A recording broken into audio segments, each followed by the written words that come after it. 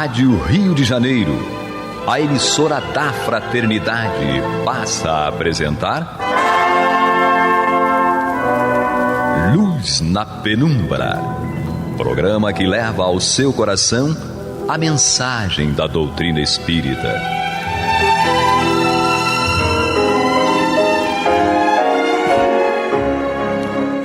E com vocês, André Afonso Monteiro, para o estudo do livro A Gênese, da obra codificada por Allan Kardec.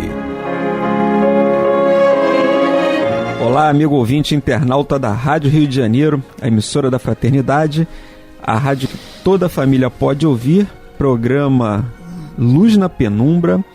Hoje vamos dar continuidade aqui ao estudo do capítulo 1, Caráter da Revelação Espírita. Item 2, comigo, André Monteiro, mais uma vez aqui, Maria de Fátima Miranda Vasconcelos, Aloysio Guigino e o nosso Eduardo Araújo. Muita paz a todos, vamos estudar. Que Jesus nos conduza. Amém. Eduardo, Isso aí, graças a Deus. Tá empolgado ele hoje. Amém, que assim seja, vamos nós. Que assim seja, vamos lá. Então vamos aqui com Kardec. Diz Kardec, no item 2, dando continuidade aqui ao caráter da revelação espírita. Definamos primeiro o sentido da palavra revelação. Revelar, do latim revelare, cuja raiz velum, véu, significa literalmente sair de sob o véu, e figuradamente descobrir, dar a conhecer uma coisa secreta ou desconhecida. Em sua acepção vulgar, mais genérica, essa palavra se emprega a respeito de qualquer coisa ignota que é divulgada de qualquer ideia nova que nos põe ao corrente do que não sabíamos. Então a gente pode entender aqui que essa revelação só pode ser revelada aquilo que já existe, né? No mundo espiritual. Não é conhecido. Não é conhecido. Então, tem um véu ali. Tem um véu, mas tiraram aquele véu dos nossos olhos e ela foi revelada.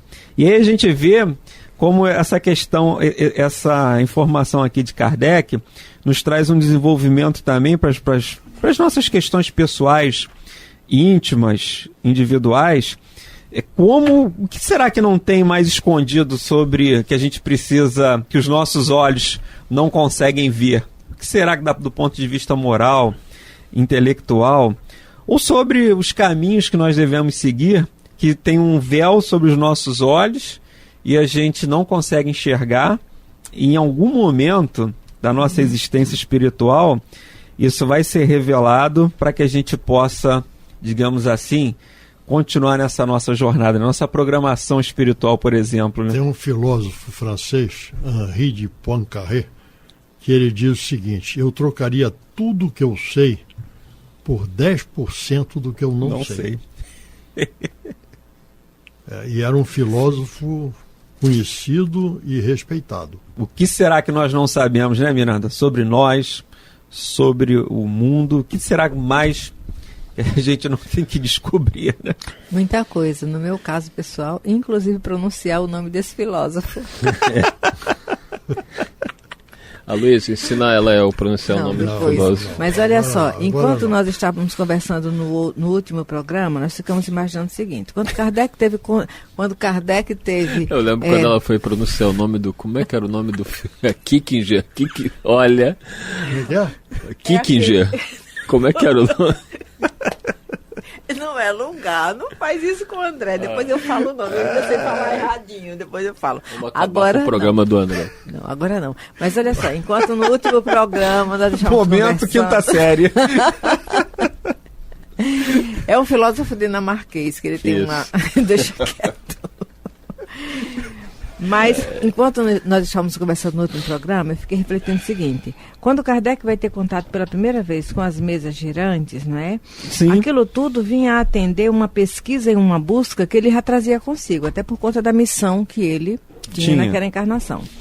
Mas, quando ele começa a desenvolver, que ele vai pegar todo o material que é entregue a ele vai estudar, analisar, pesquisar, quando você falou a respeito de que a maturidade de quem pergunta e a de quem responde, quando se trata do Livro dos Espíritos, fica complicado saber quem é mais sábio.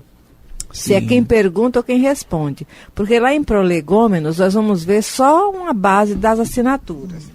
Que, menino, eu vou te contar. É algo, sempre que eu vou ler Prolegômenos, eu fico refletindo.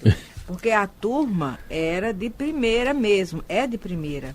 É João Evangelista, né? Tá aqui, Platão. É João Evangelista. É uma... Gente, eu confundi. É mais um livro aí? É que esse livro... Ela está com... O ouvinte que não está vendo, ela está com 500 livros sobre a mesa. Eu trouxe a biblioteca inteira. É por causa do programa ao vivo, Luiz. Olha só, João Evangelista, Santo Agostinho, Vicente de Paulo, São Luís. Então, Kardec, ele estava descortinando e formulando perguntas que eram desconhecidas para a humanidade. Mas que ele mesmo, Kardec, eu fico imaginando a vida mental deste homem. Não dá. E ele desdobrado. Quando ele repousava, quando o corpo dele repousava e ele, espírito, ia ter contato com essa turma aqui. Então era todo mundo da mesma turma, entendeu? Só um com a missão de estar no corpo, fazendo o veículo físico de tudo que a humanidade precisava saber. Então, trazendo coisas que não era dúvida de Kardec. Gente, é essa grandeza que a gente fica refletindo. Porque se ele era dessa turma, as perguntas não eram dúvidas dele, mas ele teve a grandeza de colocar em papel as dúvidas que a humanidade tem, que teria, e as possíveis perguntas que os homens mais letrados da Terra fariam se tivesse acesso àqueles espíritos, não é? Porque se ninguém sabe quem era mais sábio, quem pergunta ou quem responde, era tudo da mesma turma do Pega-Deus.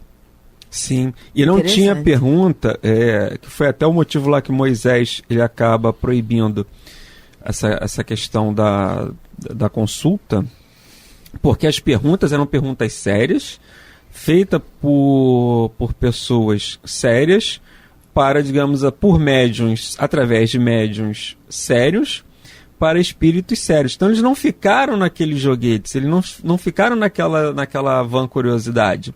Eles tinham um propósito. Quando Kardec inicia aqui, você vê que ele faz uma série de questionamentos em que ele foge dessas frivolidades, não eram perguntas frívolas com o intuito de, digamos assim, de joguetes. Perguntas rasas. Rasas, eram perguntas assim muito, muito profundas, com o intuito de desenvolver uma moralidade, uma filosofia, uma ciência para a sociedade. Ele não ficou na brincadeira. Eu lembro até daquelas brincadeiras que a gente fazia do copo quando era criança. Eu não. Não fez isso, não? Eu não. Eu fazia. Então eu por sou errado da história. Por isso que você é meio perturbado até hoje. Por isso que até hoje está meio perturbado. Por isso com a Miranda que ela desfaz esses negócios aí. Aí, ó. Ela desfaz. Até, ó, viu fenômenos físicos. Fenômenos físicos acontecendo no estúdio da Rádio Rio de Janeiro. A brincadeira da tesoura na Bíblia também tu não fazia? Nada disso. Eu fico imaginando o Gerson Monteiro olhando e falando, meu Deus do céu, que rumo que a rádio vai tomar, e a culpa foi minha. Que a culpa é dele, né? Fazia a brincadeira do copo, a brincadeira da tesoura na Bíblia. Quem enfiou a gente aqui foi o Gerson, então ele não pode nem reclamar, agora a culpa é dele. Porque nós éramos espíritos, digamos assim. Então, quem fazia essas brincadeiras tinha uma infantilidade, uma inocência, digamos assim, para fazer essas perguntas, essas brincadeiras. Coisa que Kardec não tinha. Um espírito maduro. Eu tinha medo de espírito. Não era curiosidade vã. Não era vã curiosidade. Não era. Não era vã curiosidade, ele tinha um propósito. É óbvio que ele seguia, ele já tinha uma, digamos assim, né? Aquela ideia pré-concebida, a programação e a missão dele, né, Luísio? E ele foi preparado, né? Sim. Toda a vida dele, a orientação da vida dele foi para que ele estivesse em condições de realizar com êxito a tarefa que estava proposta para ele. E não tinha chance de dar errado, né? Não tinha. Porque às vezes isso é uma outra questão que eu já ouvi ou li. As pessoas falam, se Kardec não falhasse na missão dele, fulano ou Beltrano assumiria a questão, daria continuidade. esse tipo de missão não tem como falhar. Não teria como... É porque ele não foi escolhido por qualquer um. Com todo respeito, carinho e atenção a Leon Denis, que é uma bagagem inquestionável, eu imagino que Leon Denis hoje, onde estiver, está num nível que, sabe, transcende tudo que a gente pode imaginar, mas o general que escolheu o soldado sabia todos os recursos disponíveis e a maturidade do soldado. Não tinha como realmente... Esse espírito não tinha como realmente falhar na missão. No livro dos Espíritos tinha uma pergunta. Pergunta se é possível o espírito falhar na sua missão. E a resposta é, se não for espírito superior, sim. Por quê? Porque um espírito superior jamais solicita missão de grande porte. Ele cumpre as missões dele, mas uma missão que envolve a humanidade inteira, um espírito superior, ele não faz esse pedido. Ele é convidado a desenvolver esse trabalho. Ainda considerando que no Evangelho, lá no capítulo 6, quando nós vamos estudar o Cristo Consolador, tem aquela citação que está no Evangelho de João, onde Jesus diz, se me amais, guardai os meus mandamentos, eu rogarei a meu Pai, e ele vos enviará outro Consolador, a fim de que fique eternamente convosco. Isso é uma palavra que dá muita gravidade ao trabalho que Kardec deveria desenvolver. É uma missão que ia ficar como pilar, assim como o Decálogo, ia ficar como pilar para o raciocínio humano eternamente. Para a posteridade. A posteridade. Então, continua aqui Kardec. Deste ponto de vista, todas as ciências que nos fazem conhecer os mistérios da natureza são revelações, e pode dizer-se que há para a humanidade uma revelação incessante. A astronomia revelou o mundo astral, que não conhecíamos. A geologia revelou a formação da Terra. A química, a lei das afinidades. A fisiologia, as funções do organismo, etc. Aí ele cita Copérnico, Galileu, Newton, Laplace, Lavoisier, foram reveladores. Quer dizer, então ele diz aqui que pode-se dizer que há para a humanidade uma revelação incessante. Incessante. É óbvio. Nós somos um planeta ainda de provas e expiações. Estamos aí no limiar de uma nova era. Imagina quantas revelações virão na era da regeneração. Sim. Muita coisa espera pela humanidade ainda. Os espíritos seguram muitas informações pela nossa falta de maturidade. Porque se você der a conhecer determinados segredos, né, ocultos ainda da natureza, o homem, infelizmente, acaba utilizando para o mal. Então é melhor que algumas coisas ele não saiba. Agora, quando os espíritos que estiverem habitando o planeta forem espíritos melhores, onde o bem se predomine sobre o mal, aí sim, novos conhecimentos virão.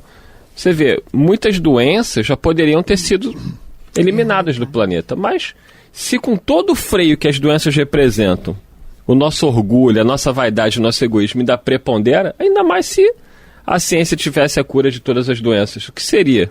Aí a gente estaria perdido.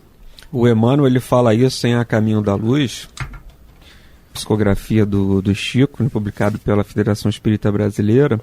Ele fala sobre isso com relação ao conhecimento do povo egito, né? Aquele conhecimento oculto ali, em que até a questão das pirâmides, do significado. Ele está com hieroglifo. Aí, ó. Ele diz que ali tem vários significados que a gente ainda não tem condição de compreender, justamente por conta dessa nossa condição. Porque se a gente dominar aquele conhecimento ali, como moralmente nós somos imperfeitos, nós vamos acabar usando aquilo ali para o mal. O conhecimento e o uso. A forma como ele vai ser utilizado. Como ele vai ser utilizado. Foi o que aconteceu com várias descobertas, né, científicas no planeta importantes, que é o uso da energia atômica, que é extremamente útil, pode ser utilizado para fins pacíficos e deveria ser assim. A própria pólvora, né? Então, assim, são conhecimentos que a humanidade teve, né? A aviação foi um grande ganho, né? Conectando as pessoas no mundo todo, né? De uma forma mais rápida. Mas o avião foi utilizado para quê? Para colocar bombas, e Hiroshima e Nagasaki foram um exemplo do que é capaz de fazer aí o ser humano com a sua tecnologia. A ponto dos espíritos que habitam o nosso sistema solar, segundo se fala, né, o próprio Chico falou isso, Chico Xavier fala isso, que havia uma preocupação desde que o homem chegou à Lua, com a questão da energia atômica dos espíritos, né, que habitam o sistema solar, que já estão numa condição melhor que a nossa, dos danos que a sociedade humana poderia causar dentro do próprio sistema da nossa galáxia. Não é à toa que Jesus sabiamente já deixou um alerta para não jogarmos pérolas aos porcos. Não que os porcos não sejam dignos do nosso respeito, mas para se alimentar eles se satisfazem com pouco. Então, trazer conhecimentos muito altos para quem se satisfaz com pouco seria rebaixar muito o conhecimento. Mas isso faz parte da evolução do homem, né? É o tentativa e erro, e aprende. E passa a se utilizar mais devidamente, corretamente, daquilo que aprendeu, certo? Toda a nossa evolução, toda a evolução do conhecimento e aplicação está baseada nisso, certo? Nós utilizamos, certo, o conhecimento inicialmente dentro dos propósitos egoísticos e do nosso orgulho. Certo? Aí depois nós vemos que existem outras aplicações para aquilo que irão beneficiar a todos os demais ao nosso redor. E aí nós vamos crescendo, evoluindo e mudando, certo, a aplicação desse conhecimento, o uso desse conhecimento. Faz parte. Certo? Kardec continua aqui no item 3, dizendo o seguinte: a característica essencial de qualquer revelação tem que ser a verdade. Revelar um segredo é tornar conhecido um fato. Se é falso, já não é um fato, e por consequência não existe revelação. Toda revelação desmentida por fatos deixa de o ser. Se for atribuída a Deus, não podendo Deus mentir nem se enganar, ela não pode emanar dele, deve ser considerada produto de uma concepção humana. E é aquela ideia que nós até, isso foi num dos programas anteriores, nós falávamos sobre isso, o que é divino, o que é de Deus, e o que é do homem. E essa, digamos assim, a vã filosofia, as vãs ideologias, coisas que são do homem e que não guardam, digamos assim, essa origem divina. Essa origem de Deus. Porque o que é de Deus vai permanecer. E o que não é, ele vai acabar caindo, digamos assim, no esquecimento. Ou se aproximando mais da lei divina. Sim. Porque é o progresso. Sim. Quando aquele fato for algo realmente verídico, ele vai se sustentar. Ainda que ele receba... Na história até, por exemplo, quando o Evangelho de Jesus, quanto tempo ele demorou para se fixar? Lutero teve que trazer para o povão, porque estava enclausurado ali. Enclausurado. A própria doutrina também... estamos ainda, digamos assim, engateando no desenvolvimento do estudo da doutrina, mas ela permanece. Outras ideias, outras teorias, elas acabaram se perdendo pelo espaço, porque realmente não tinha a correspondência. Aquilo que for sério e realmente tiver uma base sólida, ele vai se aproximar de Deus, vai se aproximar no momento adequado. No momento adequado. Lembra Sócrates com os 3 crivos. Sim. Verdadeiro, bom, útil e bom. E bom. Né? É isso, eu lembrei disso também, Miranda. Até quando alguém conta um fato pra gente, né? Você vai repassar aquilo, a famosa fofoca. Você vai repassar aquilo pra frente com que utilidade, né? Você sabe se é verdade, você sabe se é útil, sabe se aquilo vai ter uma finalidade boa, né, Eduardo? Então, revelação já diz Kardec aqui, né? Se você vai revelar algo, tem que ser verdadeiro. Hoje em dia, no planeta Terra, né? O que tem de revelação, né? O pessoal fala muito de fake news, né? E aí você vê que só aquilo que interessa é que é verdade para algumas pessoas. Para outras, eles dizem que é mentira. Por quê? Hoje em dia, lamentavelmente, o planeta vive esse momento de transição e são verdades temporárias, né? Verdades impostas. E a verdade que vem do alto, ela não é inquestionável. Aquilo que vem de Deus, aquilo que vem da espiritualidade superior é inquestionável. Ainda que muitos companheiros nossos, né, Jesus deixou claro que chegaria o tempo que até os eleitos poderiam ser enganados. Se possível. Olha, é onde tem o si ali na história divina. Até eles poderiam, se possível, ser enganados. A iniquidade abundaria a tal ponto que, se possível, confundiria os eleitos. E nós vemos realmente que muitas pessoas até... O eleito já se escolheu para servir. E você vê pessoas que são até bem intencionadas, mas se deixam levar por teorias completamente absurdas. Nós vemos que dentro do próprio movimento espírita, né, você vê espírita defendendo aborto. Isso é uma coisa inconcebível. Aborto, pena de morte. Pena de morte, drogas.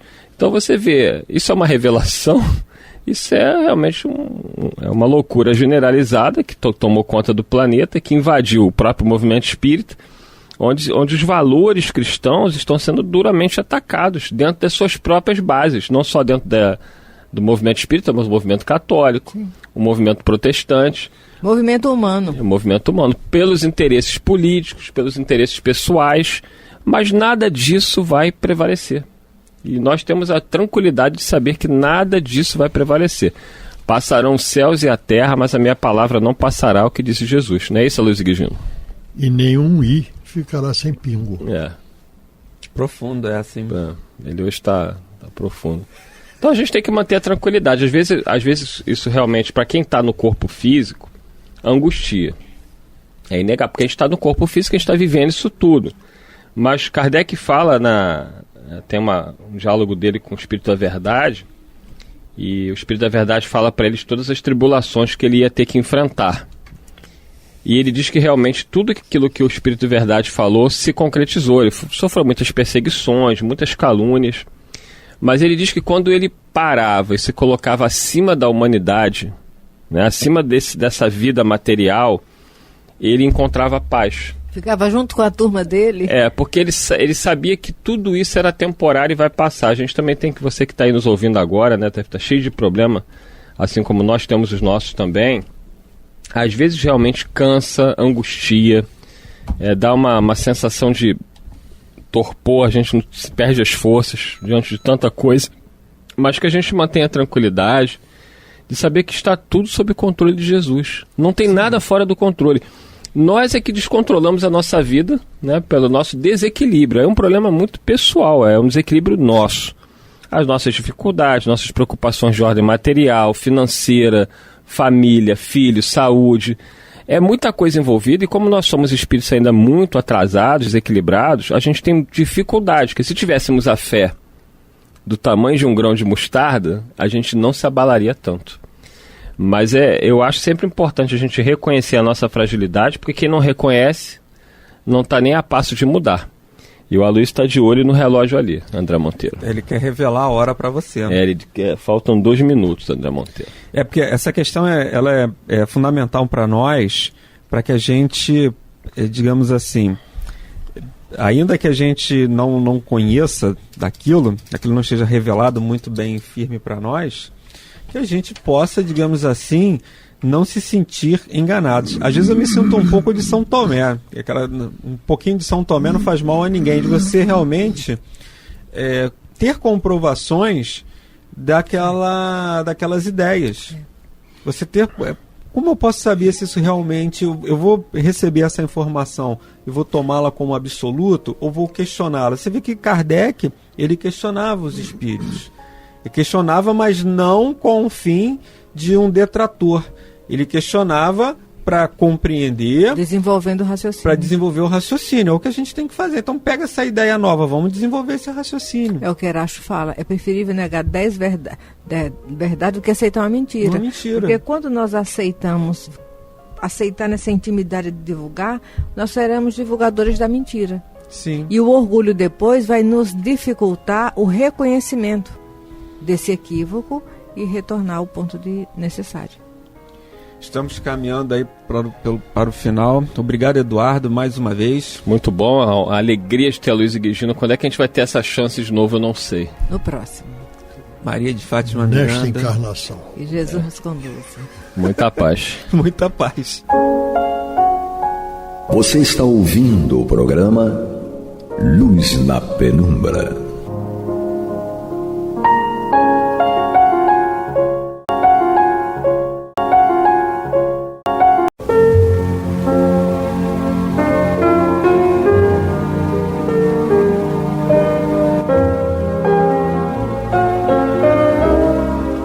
Rádio Rio de Janeiro está levando ao seu lar e ao seu coração a mensagem consoladora da doutrina espírita, através do programa Luz na Penumbra.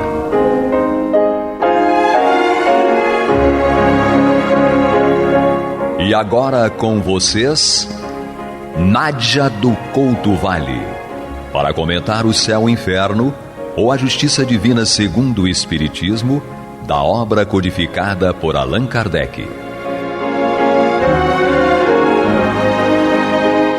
Amados e amadas ouvintes e internautas, que a paz de Jesus permaneça conosco hoje e sempre, no momento em que, reunidos aqui pela Rádio Rio de Janeiro, a emissora da Fraternidade, nós retomamos o nosso estudo de O Céu e o Inferno, ou a Justiça Divina segundo o Espiritismo, já no capítulo 8º, estudando juntos esta obra, um capítulo no qual o nosso querido codificador Allan Kardec nos apresenta os quadros por ele classificados como expiações terrestres. Só para retomarmos o fio conceitual, expiação é imposta, irrecusável. É uma medicação eficaz, como é a cirurgia corretiva para um mal que se agravou no corpo físico. Por outro lado, a provação na verdade, é uma coisa que o espírito requer, ou que os guias espirituais propõem, recomendam, e por isso examinam as fichas de evolução do espírito e veem as probabilidades de vitória e os recursos que possam estar ao alcance do espírito reencarnante. Se apresenta como tendências, aptidões, dores suportáveis, alegrias sem exagero, ao passo que a expiação, na verdade, é essa cirurgia, essa espécie de cirurgia moral, e não são as expiações vingança da parte de Deus, antes são um momento final, porque Deus não nos obriga imediatamente a expiarmos. Nós temos várias oportunidades, assim até como nós próprios fazemos nas nossas relações com as outras pessoas, nós sempre vamos dando oportunidades, ou pelo menos devemos dar oportunidades, para que a pessoa retifique, corrija o seu próprio comportamento.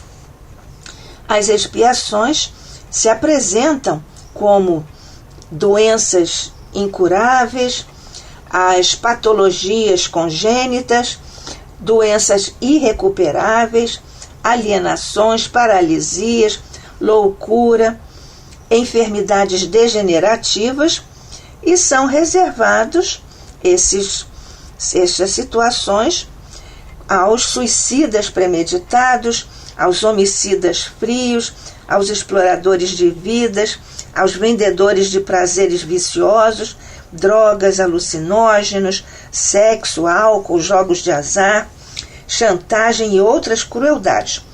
A expiação pode ser atenuada, não pode ser sanada, porque a lei já deu oportunidades ao espírito de se conscientizar de que agora chegou a hora de vencer aquela questão diante da lei. O objetivo da expiação é apenas restaurar o equilíbrio perdido pelo espírito em vidas, em encarnações anteriores. É o caso, por exemplo, de um espírito que está diante da mendicância. A mendicância, como nós sabemos, é uma expiação grave, dura. Na verdade, todas as expiações são mais duras, porque o espírito já recusou outras oportunidades de se corrigir. Zimeus Lisgow é um homem pobre, israelita, de Vilna. Ele desencarnou em maio de 1865 e durante 30 anos foi mendigo com uma salva nas mãos. Todos na cidade de Vilna conheciam sua voz. Lembrai-vos dos pobres, das viúvas e dos órfãos. Ele, na verdade, juntou 90.000 rublos. Rublo é a unidade básica monetária, a moeda da antiga União das Repúblicas Socialistas Soviéticas, e um rublo tem 100 copeques, pois Zimels Lisel juntou 90.000 rublos, mas não guardou um só copeque. Na verdade, esse homem equivale a um só centavo, digamos assim, e este homem, na verdade, não guardou nenhum centavo para si mesmo, nenhum copeque. Por quê? Porque ele aliviava, curava os enfermos, pagava o ensino para crianças pobres, distribuía comida que lhe davam, ele distribuía aos necessitados. E fazia tudo isso muitíssimas vezes com sacrifício de privações relativamente imperiosas, aumentava o benefício, diz ele, aumentava o benefício que me permitiam fazer à caridade pública. Portanto, é uma situação de abnegação total, de recusa mesmo, de renúncia às possibilidades que teria de ter mais conforto, de ter mais coisas, até alimento, porque ele preferia a datividade, preferia doar tudo ao outro, ao companheiro que estava na dificuldade, na miséria mesmo, como ele, aliás, estava também na miséria. Agora, à noite, o que faria você? Mas, na verdade, o que fez Zimel? À noite, ele vendia o rapé. Na verdade, ele preparava o rapé, que ele então vendia. Para quê? A fim de prover as suas necessidades, e o que lhe sobrava era dos pobres. Portanto, ele mendigava e dava aos pobres. Ele preparava o rapé para vender para o seu próprio sustento. Mas o que sobrava do que ele vendia, ele também dava aos pobres. O que lhe sobrava era dos pobres.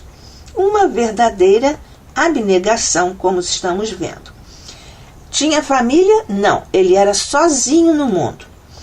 Mas seu enterro foi acompanhado por grande parte da população de Vilna, cujas lojas fecharam, para nós vermos como este homem era não só admirado, ele era querido, era amado.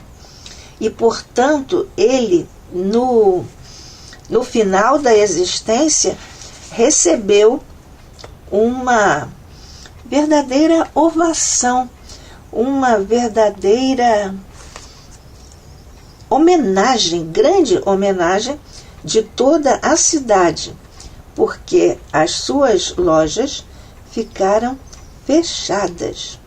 E, na verdade, este é um cenário de grande beleza ao final de uma encarnação que certamente foi duríssima.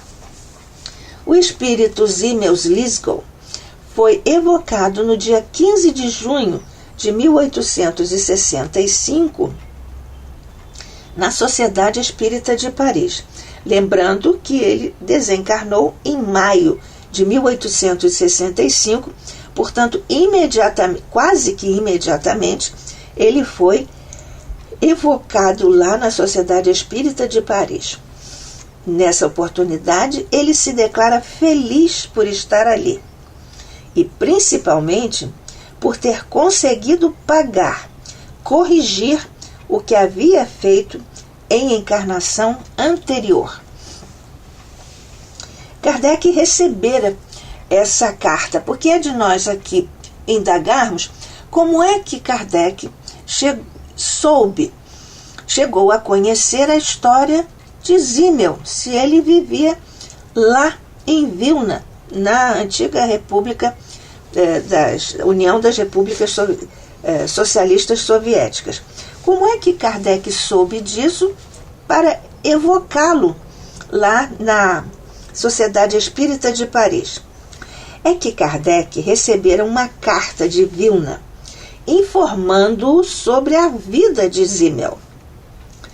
Ele então nasceu em Kardec o desejo de evocar Zimmel, buscando saber a posição espiritual de Zimmel e também as causas do quadro dessa encarnação recém-finda, porque realmente é uma encarnação que foi conduzida com admirável desprendimento, com uma persistência na prática da caridade absolutamente digna de ser muito registrada e festejada. Portanto, o que aguarda um espírito que passou por uma existência inteira com essa inegável abnegação? Então, é de se esperar que ele tenha sido recebido e tenha ficado em uma posição especial, pelo menos tranquila, no mundo espiritual, no plano espiritual. Zimmel, ao iniciar-se a reunião, ou pelo menos chegada a hora de Zimmel ser evocado, Zimmel então é capaz de ler o pensamento de Kardec. Nós aqui já vemos as sutilezas do quadro de Zimmel como espírito, que com cerca de um mês, no máximo, um mês de desencarnado, foi capaz de ler o pensamento de Kardec. Nós já vemos esses indícios, essas sinalizações, porque ele se declara feliz por estar ali na Sociedade Espírita de Paris, principalmente, diz ele, porque ele conseguiu corrigir os erros que tinha cometido em encarnação anterior. E é por isso que ele está ali feliz. Quem não fica feliz por ter cumprido a sua parte? E nós vamos aqui cumprindo a nossa parte na Rádio Rio de Janeiro, a emissora da Fraternidade, no programa Luz na Penumbra, eu, Nádija do Couto Vale. E você, amigo, amiga, ouvinte, internauta, que estamos aqui juntos estudando esta obra, O Céu e o Inferno, ou A Justiça segundo o Espiritismo, agora no capítulo 8º, em que estudamos as expiações terrestres. E Zimmel Liswell está aqui ilustrando neste momento do nosso estudo a expiação. Então, ele leu o pensamento de Kardec, revelando já uma maturidade espiritual e uma condição que lhe permite essa serenidade, esse desvelamento e esse desdobramento para as sutilezas das relações no plano do espírito. Portanto, ele é capaz de ler o pensamento de Kardec durante a evocação de, então, o que pensava Kardec? De como um homem insignificante do ponto de vista dos valores da Terra, como é que ele atraiu tanta simpatia das pessoas. Uma questão que nada teria de extraordinário se ele não fosse uma criatura, um mendigo na cidade que encerrou a encarnação, festejado por toda a cidade. E é então que Zimmel Liswell está diante de Kardec, diante da Sociedade Espírita de Paris, e então é-lhe imediatamente dito: uma carta de Vilna nos deu conhecimento das particularidades mais notáveis de vossa existência e da simpatia que tais particularidades nos inspiram aqui nascer o desejo de vos comunicar, de nos comunicar convosco.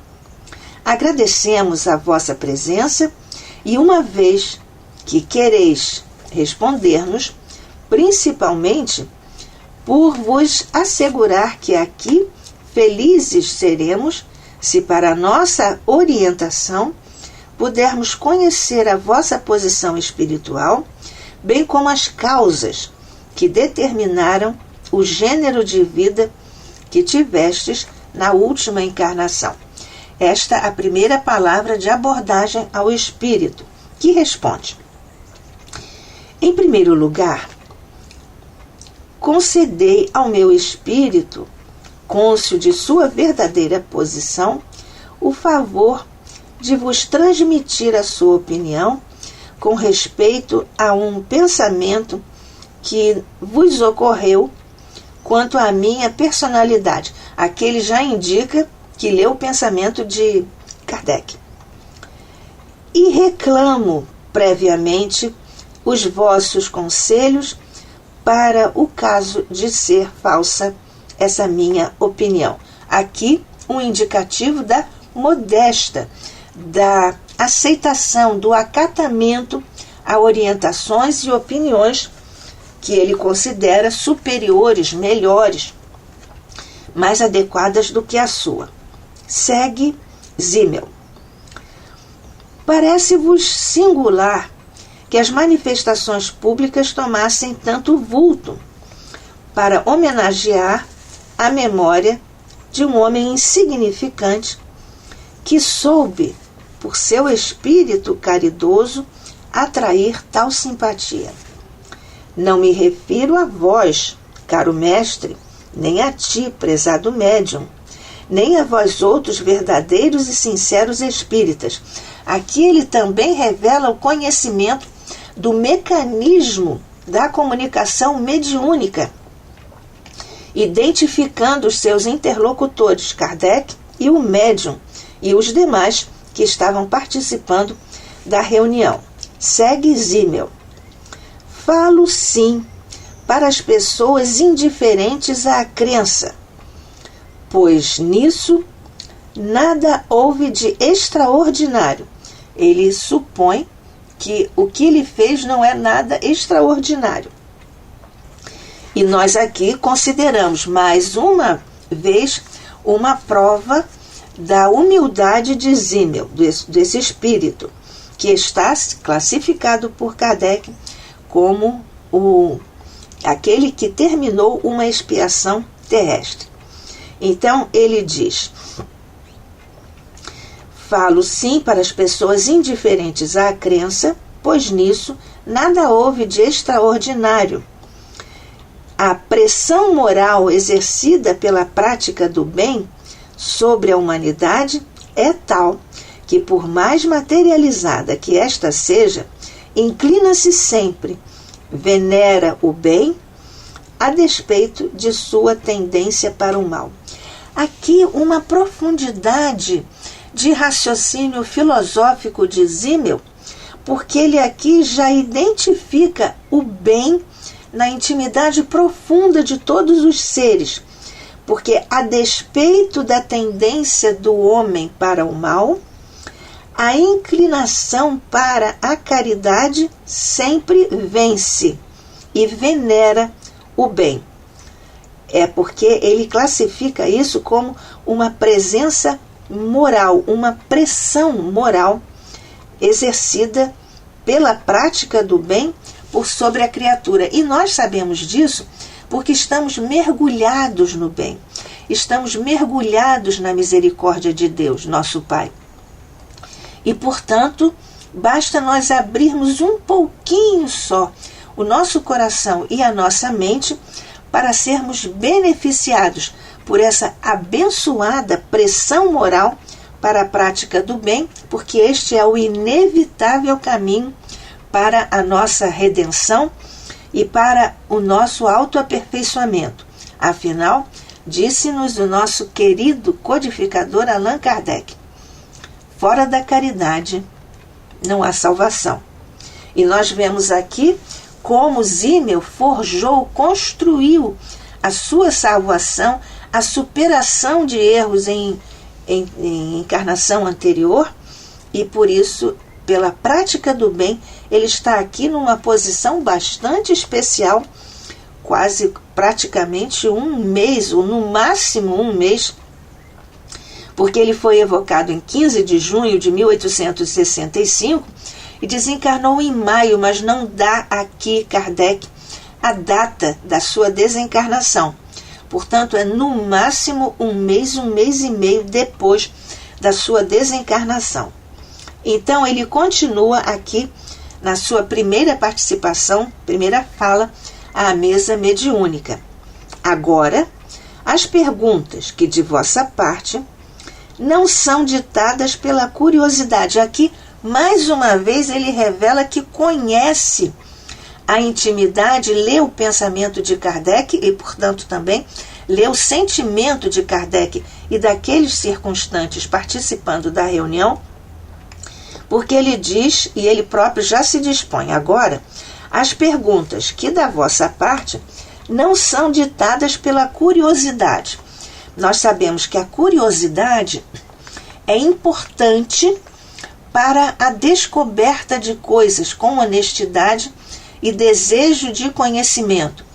A curiosidade, por exemplo, é própria dos cientistas, que se debruçam sobre um tema para descobrir, muitas vezes, a solução, o remédio para curas da humanidade ou para a solução de vários problemas para o bem-estar e o progresso material do mundo e da humanidade. A curiosidade para a fofoca, a curiosidade pelo simples prazer de conhecer, de invadir a vida alheia, esta sim é condenável pelos espíritos, pelos espíritas e, sobretudo, pela doutrina espírita e pelo Evangelho de nosso amado Mestre Jesus. Então ele diz: as perguntas que da vossa parte não são ditadas pela curiosidade, mas simplesmente formuladas no intuito de ampliar o ensino. Assim, ele vê também e sabe que, do ponto de vista das perguntas, advém ou resulta uma vantagem para quem está ali desejoso de aprender, e quem sabe também podia ele ali alimentar a convicção de que aquilo que ele diria ali servia ou serviria, poderia vir a servir de ensino para outras criaturas, além daquela reduzida assembleia ali na reunião. Diz ele: visto que disponho de liberdade, vou, portanto, dizer-vos o mais laconicamente possível quais as causas determinantes da minha última existência. Esta é também aqui uma outra informação sobre o estado que Kardec desejava conhecer, o estado espiritual desse Zimmel, desse espírito Zimmel Lisgol. Ele está aqui dizendo que ele vai detalhar, vai dar informações, embora vá dizer laconicamente, as causas que determinaram a sua última encarnação, última no caso, porque era recém-finda, como Zimmel Lisgol. Essas causas que nós vamos estudar em nosso próximo encontro aqui pela Rádio Rio de Janeiro, a emissora da Fraternidade, no programa Luz na Penumbra. Que a paz de Jesus permaneça conosco hoje e sempre, e a tua luz, Mestre, o teu manto, Maria, possam descer por sobre todos os nossos irmãos que atravessam as duras expiações na mendicância. A paz, a luz por sobre todos eles e por sobre a Rádio Rio de Janeiro e todos nós. Que assim seja, hoje e sempre, sob o olhar de nosso Pai.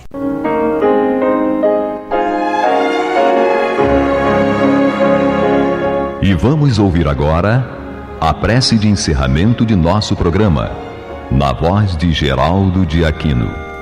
Jesus, dá-nos coragem para a luta, piedade para os insultos e misericórdia para as injustiças e ingratidões. Limpa nossa alma de inveja e ambições mesquinhas, de ódio e de vingança o nosso caminho.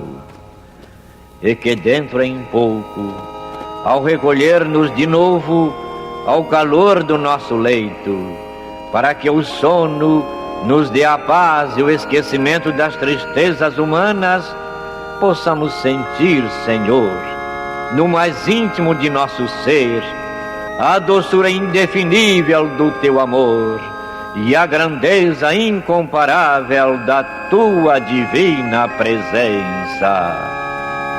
Que assim seja.